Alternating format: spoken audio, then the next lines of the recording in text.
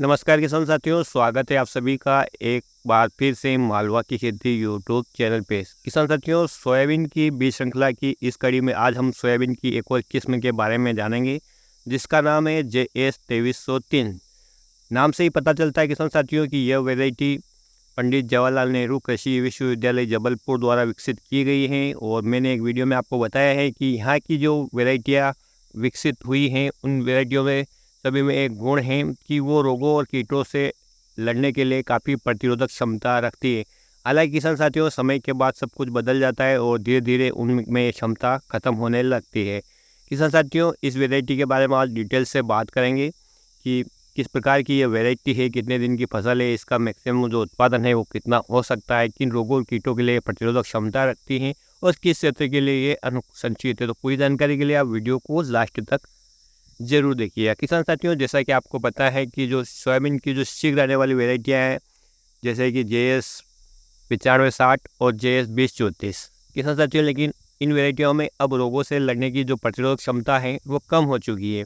तो किसान साथी हमेशा ऐसी वैरायटी की तलाश में रहते हैं कि वो इस वैरायटी की जगह लगा दें, तो उनकी जो लागत है, बीमारियों और जो कीटों पे खर्च होने वाला वो बच जाए, साथ ही उनकी फसल भी जल्दी पकने वाली हो ताकि वो अगली फसल भी समय पे लगा सके। तो किसान साथियों, कृषि वैज्ञानिकों ने JS 2303 को इसी प्रकार से तैयार किया गया है। इसकी जो पकने की अवधि है वो 90 दिन की है और 2 से 4-5 दिन का अंतर किसान साथियों आपके खेत की मिट्टी के ऊपर और जो लास्ट पानी गिरता है फसल पकने के समय, उसके द्वारा भी अंतर थोड़ा बहुत आ सकता है। किसान साथियों, इसकी जो उत्पादन क्षमता की बात करें तो 25 क्विंटल इसका औसत उत्पादन है। लेकिन यदि अच्छी कृषि कार्यमाला अपनाए और अनुकूल परिस्थितियाँ रहती है तो ये उत्पादन और भी बढ़ सकता है। जैसा कि मैं आपको बताता आया हूँ कि JS सोयाबीन की वैरायटियों का फिक्स कोई उत्पादन नहीं है।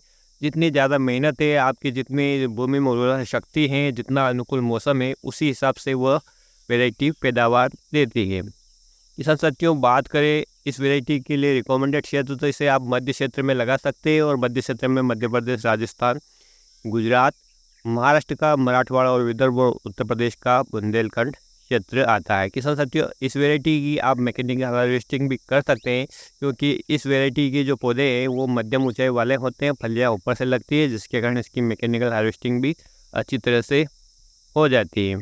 किसान साथियों, इस वैरायटी की एक विशेषता की बात करें तो इसकी जो फली है वो गुच्छों में रहती है और 3-3 फलियों का गुच्छा रहता है, जो पौधे के आखिरी सिरों तक जाता है। यानी इसके आखिरी सिरे पे भी आपको 3 फलियाँ एक के गुच्छे के रूप में देखने को मिलेगी।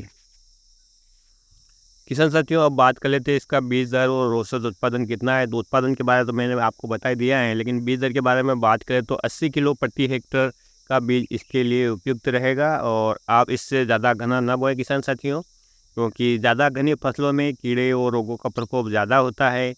इस हिसाब से आप पौधे की सीमित संख्या रखें तो आपकी जो फसल है वो अच्छे से ग्रो करेगी, पौधा मजबूत बनेगा। और जब पौधा मजबूत रहेगा तो निश्चित रूप से उसके अच्छे फूल आएंगे, अच्छी फलियाँ बनेंगी और उनमें दाना भी अच्छा चमकदार वाला और भरापूर्ण होगा।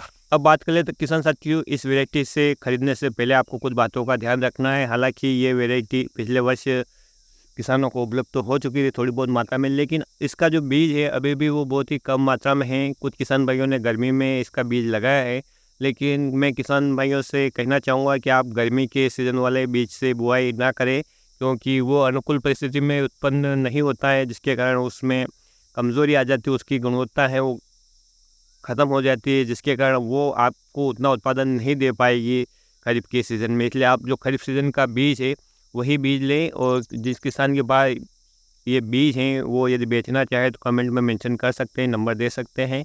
और किसान साथियों, बीज खरीदने से पहले मैं आपको एक बात खास तौर से कहना चाहूँगा कि नई वैरायटी है, बीज महंगा हो सकता है, तो पहले आप शुरुआत वर्ष में इस बीज को थोड़ा लें और अपने खेत के थोड़े क्षेत्र में लगाएं। इसे आप पूरी तरह से देखिए, इसकी केयर करें और आप पूरी तरह से इस वैरायटी के बारे में जान जाएंगे।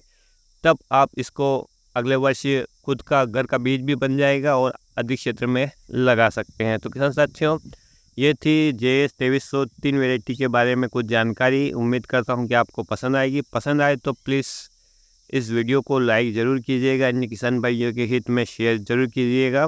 फिर मिलते हैं एक नए वीडियो में एक नई जानकारी के साथ। तब तक के लिए ख्याल रखिएगा आप अपना, अपने परिवार, अपने पशुधन का। वीडियो देखने के लिए आपका बहुत बहुत धन्यवाद। जय हिंद, जय जवान, जय किसान।